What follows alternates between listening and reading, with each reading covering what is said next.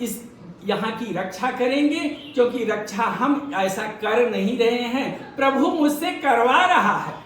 इस तरह से हम कुछ कर नहीं रहे हैं, भगवान मुझसे करवा रहा है।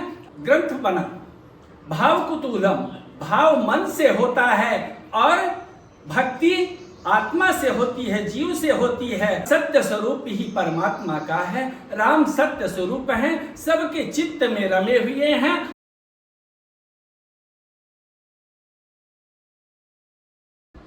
सब लोग सामने ही देखिए भाई। मंगलम भगवान विष्णु मंगलम गरुणध्वजा मंगलम पुंडरीकाक्ष मंगलाय तनोहरि। कुलदेव्यै नमः। गायत्री मैया की। वेद वाणी प्रवर्तये, वेद वाणी विप्र के मुख से निकलती है। और तुलसी बाबा अरण्य कांड में चौपाई 33वें दोहे के बाद आई है कि पूजिय विप्रशील गुणहीना शूद्र न पूजिय ज्ञान प्रवीणा।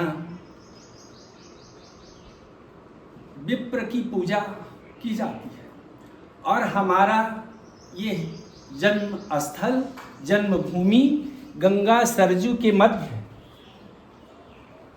और गंगा सरजू के मध्य यहाँ से 55 किलोमीटर संगम और 100 किलोमीटर सरजू मैया पड़ती हैं।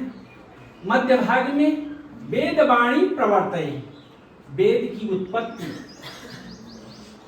इसी स्थल से हुई है। यह 9-8-17 जो कहा जाता है ठाकुरों की बस्ती, ठाकुरों का गांव था। और ठाकुर की पूजा विप्र करता है और विप्र के आदेशानुसार विप्र जब वेदवाणी बोलता है तो, और वेदवाणी लुप्त हुई है। वेद शिक्षा के लिए विद्यालय की कामना में 65 वर्ष की उम्र में मेरे पिताजी जाते हैं।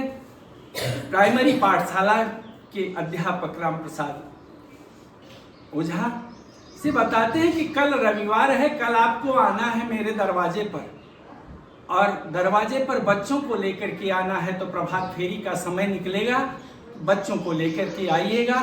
और वहाँ यहाँ आकर के बच्चे 8 बजे बैठे हैं और 9 बजे तक 9 बजे हमारा जन्म हुआ है।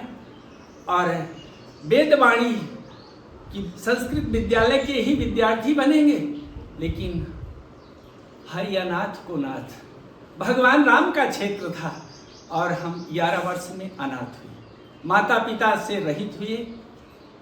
ठीक है, भगवान जब अवसर दिए कि 2.5 वर्ष की तपस्या के पश्चात ईसीपुर गांव के 5 लोगों के साथ जय श्री राम कहने के लिए कार सेवा में अवसर मिला, लेकिन कार सेवा में कुछ गलतियां हो गई, जिसके कारण आज तक वेदवाणी वेद शिक्षा शुरू नहीं हो पाई है। इस बार भाग्यवश यदि भाग्य साथ देती है, हमारी जन्मभूमि की भाग्य साथ देती है, तो यह मंदिर गायत्री मंदिर जब शुभारंभ हुआ है तो गायत्री मंदिर शुरू होने के समय पर ही 2 रुपए 20 पैसे मुझे मिले हैं और एक बांस का झंडा लग गया है कि हाँ यहाँ गायत्री मंदिर। तो गायत्री मंदिर वेद की उत्पत्ति के साथ ही यह बताया गया है कि यह वेद माता गायत्री है। और वेद माता गायत्री की जहाँ विराजमान होंगी, भगवान का मान सरोवर जल वहीं पर कभी न कभी आ जाएगा। और आज अवसर आया कि कलश में मंदिर बन गया और कलश में मानसरोवर का, कैलाश मानसरोवर का जल भी पूरित हो चुका है। और अब यज्ञ मंडप बन रहा है और पुत्र के द्वारा 5 ईंट रख कर के शायद करने के लिए उपस्थित हुए हैं। और आप सबके स्नेह से ठाकुर जी की पूजा के पश्चात विप्र द्वारा वेद शिक्षा शुभारंभ हो जावे। और अगर आगे नहीं हो सका तो आधार देने के लिए ये वेद शिक्षा शुभारंभ जरूर होगी, क्योंकि कहा गया है कि भाव भक्ति वचन वाणी, भाव भक्ति और वाणी, इसी के आधार पर वेद वाणी शुरू होती है। भाव कुतूहलम हरिद्वार में ग्रंथ बना। भाव कुतूहलम, भाव मन से होता है और भक्ति आत्मा से होती है, जीव से होती है और जबान के माध्यम से वेद वाणी निकलती है। और यदि बीजेपी का शासन 400 पार सीट मिल गई तो वेद शिक्षा तो हर स्थानों पर शुरू हो सकती है, लेकिन यदि इसमें संदेह हुआ तो वेद, यह जो यज्ञ मंडप बनने जा रहा है, यहाँ वेद विद्यालय जो मेरी जमीन है, मेरे नाम की जमीन है, वहाँ वेद शिक्षा शुभारंभ हो जाएगी।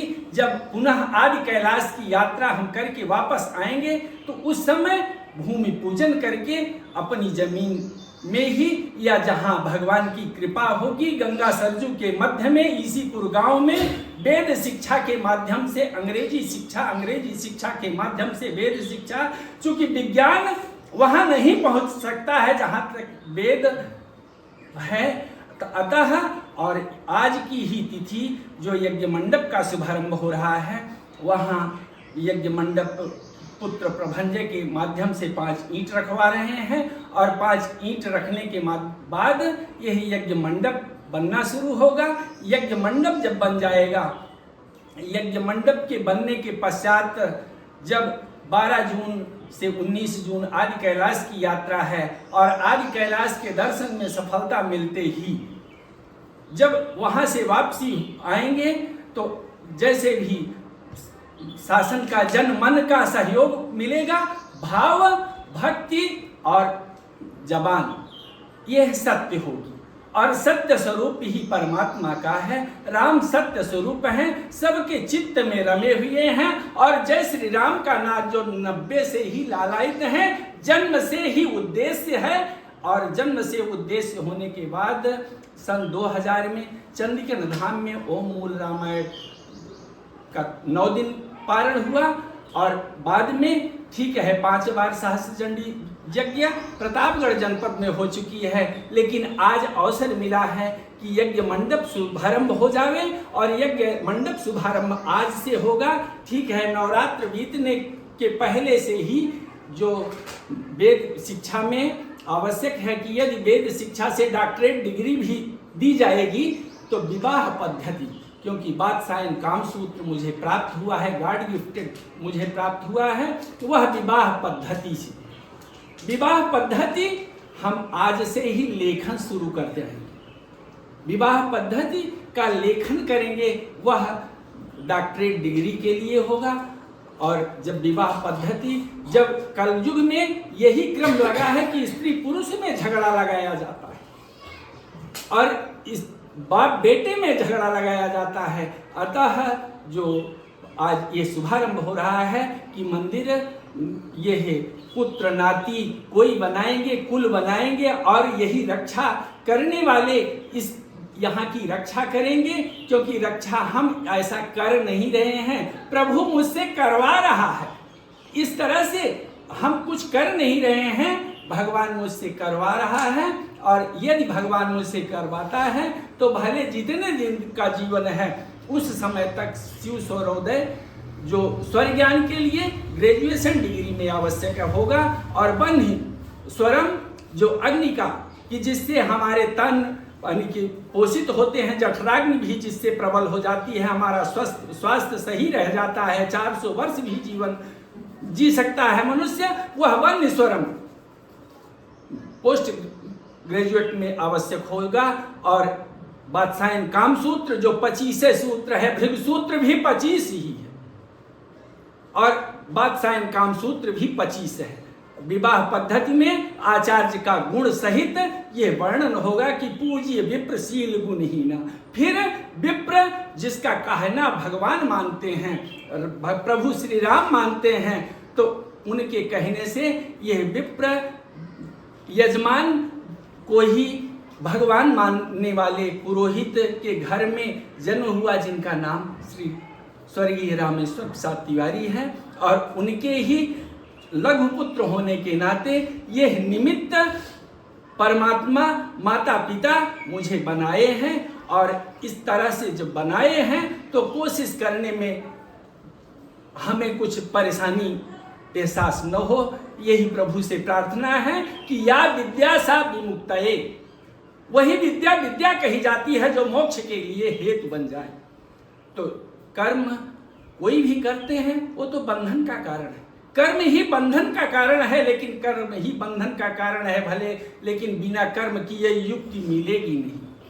इसलिए युक्ति जान करके हम कर्म करना चाह रहे हैं, और वेद वाणी वेद शिक्षा के लिए यह आधार रखने के लिए पहले यज्ञ मंडप होगा, और यज्ञ मंडप में सप्त चिरंजीवी में पहले चिरंजीवी हनुमान जी की पूजा जयकार होगी, फिर परशुराम गायत्री का जप यज्ञ शुभारंभ होगा, और ये परशुराम गायत्री जब जप यज्ञ पूर्ण होगा उसके बाद अवश्य ही वेद शिक्षा कक्षा 1 से 5 अवश्य शुभारंभ होगी। यदि मोदी जी योगी जी का शासन कहीं 400 के पार हो गया तो वेद शिक्षा तो सर्वत्र लागू हो सकती है, ऐसी प्रभु से कामना है। नहीं देर से लागू होगी वेद शिक्षा, जब भी लागू होगी कक्षा 1 से 5 तक तो वेद शिक्षा यहाँ हो सकती है। इसी भावना से यह मीटिंग है, और आप सबका सहयोग है, आप सबकी कृपा है कि ओम नमः शिवाय।